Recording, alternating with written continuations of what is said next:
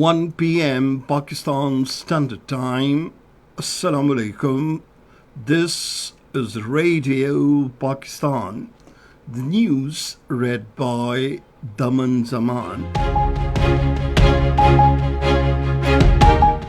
The headlines. The President and the Prime Minister have expressed Pakistan's firm resolve to continue the war against terrorism until its complete eradication. At the United Nations, Pakistan has called for adopting a collaborative approach to emerging maritime technologies. In the Indian illegally occupied Jammu and Kashmir, the Indian government has imposed a sweeping lockdown ahead of its Independence Day. The third and last one-day cricket international between Pakistan and the West Indies will be played at Tarouba today. And now the news in detail. President Asif Ali Zardari and Prime Minister Mohammad Shahbaz Sharif have lauded the security forces for another successful operation against Khawarij in Sambaza area of District Yob along the Pakistan-Afghanistan border. In the separate statements, they commended the security forces for killing 50 Indian-sponsored terrorists during the last 4 days, which is a testament to their professionalism, valor, and commitment.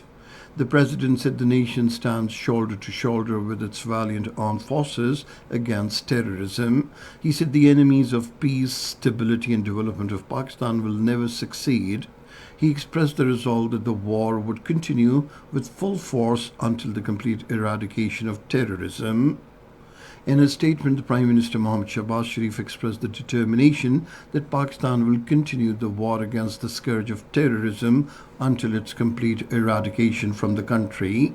He said the entire nation stands shoulder to shoulder alongside their armed forces in their unwavering resolve to completely eliminate terrorism from the country.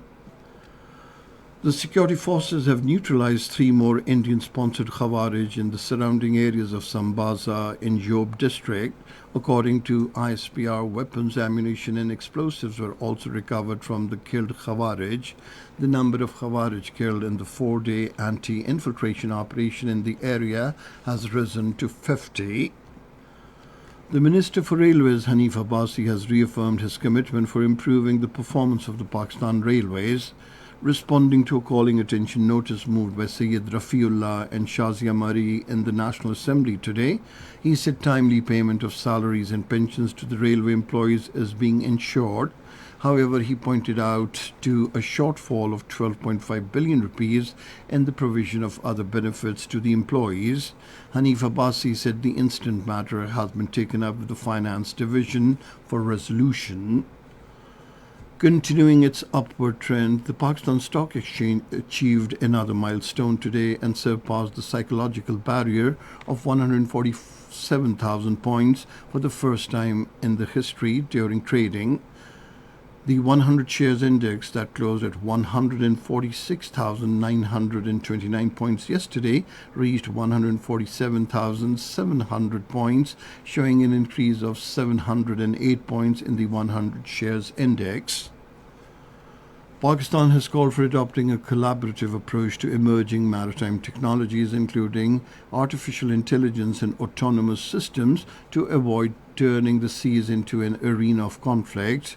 Delivering the national statement at the United Nations Security Council, Pakistan's permanent representative to the United Nations, Asim Iftikhar Ahmed, emphasized on the importance of establishing a global early warning and rapid response mechanism to address maritime accidents in real time. In the Indian illegally occupied Jammu and Kashmir, the Indian government has imposed a sweeping lockdown ahead of its Independence Day. According to Kashmir Media Service, heavy deployment of Indian forces has transformed the territory into a tightly controlled military zone. Advanced surveillance technologies have been activated to monitor sensitive locations and enforce the clampdown. 5 more Palestinians have died as a result of malnutrition caused by Israel's punishing blockade of Gaza.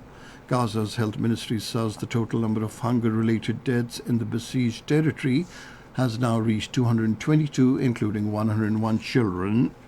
And finally, cricket, the third and last one-day international match between Pakistan and the West Indies will be played at Tarouba today. The match will start at 6:30 in the evening. The series is level 1-all.